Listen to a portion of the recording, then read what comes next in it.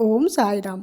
సమర్థ సద్గురు సాయినాథ్ మహారాజ్కి జై. సాయి సందేశం ఏంటంటే, నీకు కలిగిన కష్టానికి భయపడుతున్నావు అంటే భగవంతునిపై నమ్మకం అనేది కేవలము తాత్కాలికమైన భౌతిక కోరికలను తీర్చుకోవడం కోసమే అన్నట్లు అవుతుంది. ఎందుకంటే నువ్వు ఏ కష్టానికి భయపడుతున్నావో ఆ కష్టం కంటే గొప్పవాడు, కర్మను దాటవేయగలిగినవాడు భగవంతుడు నీతో ఉన్నాడు అనే నమ్మకము నీకు లేకపోవడం వలన మాత్రమే భయము ఏర్పడుతుంది.